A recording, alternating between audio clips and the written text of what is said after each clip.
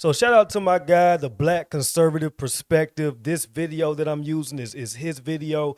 Also, shout out to Willie D, right? And let me give y'all a quick disclaimer. I grew up listening to Willie D and the Ghetto Boys. It was one of my dad's favorite rap groups. So we stayed listening to Willie D, Scarface, and the Ghetto Boys, right? And I used to be a big time subscriber of Willie D until I realized that he gives off a lot of biased misinformation. And I'm not talking bad about this man. He's a legend in my book when it comes to music. But as far as his podcast and the information that he puts out, it's clearly biased, it's clearly one-sided, and a lot of information that he gives out is completely false, right? If we're being objective, Willie D says a lot of false shit. I just cuss, man. I ain't gonna bleep it out. He says a lot of false things on his podcast, right? And I'm gonna give y'all an example when it comes to this Carmelo Anthony case. Y'all check this out.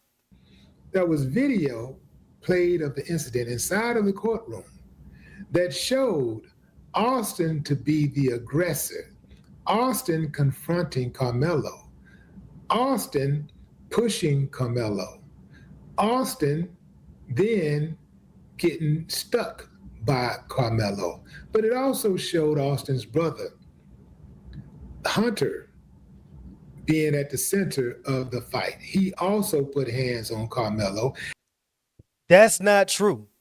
That right there, what Willie D just said, is completely false. Completely false. It's not even fabricated. It's a blatant lie. You know what I'm saying? 4 of the 6 witness testimonies, they were black. They were black kids, and they said that Carmelo Anthony was the aggressor the entire time. Austin even said that he did not want to fight Carmelo at a track meet. That is true. I wonder where Willie D got this story from. And so did some of their other friends. Witnesses said that at least 5, in fact, not just witnesses, but it's also on video, at least 5 of them jumped Carmelo. Blatant lie. Okay? This is a blatant lie. I'm just letting y'all know right now, this is bad information. The witness never mentioned jumping Carmelo. Other witnesses for Austin never mentioned jumping Carmelo. They jumped him. What do you expect to happen if a person has a weapon on them and they will not hesitate to use that weapon? What do you think is going to happen? Several days later. Because it reads like a math problem. 1 + 1 = 2. 2 + 2 = 4. Okay, guilty of murder. It's not that hard to figure out. The only people surprised about this are the people who've been listening to a lot of this hype. But if you actually read the law, if you actually read what the law says and what the law requires, what is murder, what is stand your ground in the state of Texas, what is homicide, what's capital murder, and what would be considered manslaughter, it reads right there. And the thing is, man, it's gonna keep happening. Okay, let me say it like this: it's gonna keep happening. You got a lot of people who are out of control, brother.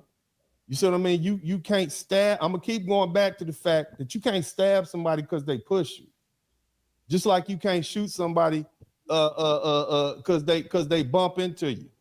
You see what I mean? If you in a fist fight, put your hands up and fight. You understand what I'm saying? You can't do that in a civilized society. What happens if every time somebody push you, somebody got to die? Is that what we going in society? Okay, I got to jump in right here, Dennis, because go ahead, brother. This is the second time that you said this. You call this a civilized society. America is not a civilized society. We are living amongst the uncivilized. We got some of them too, man. Y'all gotta look at Willie D's outlook on life. You know what I'm saying? Like Willie D has that old man syndrome, and I say I love Willie D. Nothing against Willie D. I know if he see this video, he's probably gonna block me everywhere. But I'm a truth speaker. I'm TJ the realist. I got to keep it real. So Willie D has that kind of like slave-minded mentality that we still live in the 1800s, right? We still live in the segregated days of the 1930s and 1940s, right? And there's really nothing you could do to get somebody like Willie D out of that mindset.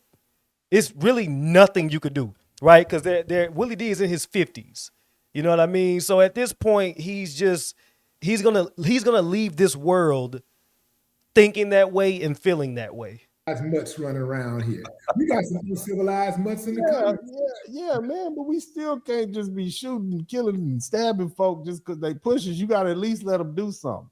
You know what I'm saying? Look, man. If those boys had surrounded him and they was packing him out, they was mollywopping, they was jumping on him and stomping him out. I would understand if he pulled out a blade and took it and used it. I would get that. But this is not that situation. And that's exactly what the majority of the logical thinkers, not the sector, in my past 2 minutes, not the sector niggas, right? The majority of logical thinking black people, we felt the same way that the brother in the suit feels, right? It's proportional. The force has to be proportional. That is the law in Texas. If somebody pushes you, you can't stab them. I don't know why that is so hard to grasp. Like, I don't know why it is so hard for certain people to understand that. You know what I'm saying? So Willie D, it's hard to trust his content knowing that it comes from a biased perspective. Like, it's hard. You know what I mean? Because one thing about me, I want to hear the truth. I don't care if it's black, white, Mexican, Asian. I want the truth. I want to know what really happened when I listen to my stories, when I listen to podcasts, when I listen to news reports, when I listen to whatever it is. I want it to be the truth. And then I could form my own opinion based off the tangible, factual evidence, right? I don't want my opinion to be screwed over because of my race or because of my biasness. Like, I don't want that. I want the facts. Like, lay it out. Let me see things for exactly what it is. And Willie D, the reason why I stopped listening to him is because he doesn't do that. He doesn't do that. He is a biased reporter. It is what it is. And he's been that way, but I reached a point to where I outgrew Willie D's content. You know what I mean? Because it's like, okay, man, I can't take this shit no more, man. I can't, because I'm being lied to. I'm basically being lied to by somebody that I'm depending on to give me correct information. You know, honest journalism. That's what I call it. Give me genuine, honest journalism. And you simply don't get that out of Willie D, especially when it involves topics with black folks against white folks. You're not going to get it. It's going to be biased content.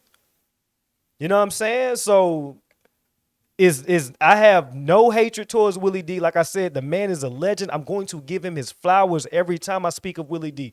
The Ghetto Boys is a top 7, top 8 rap group of all time.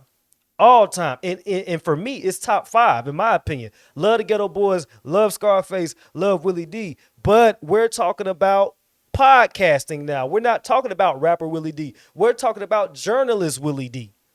And I'm not a big fan of journalist Willie D.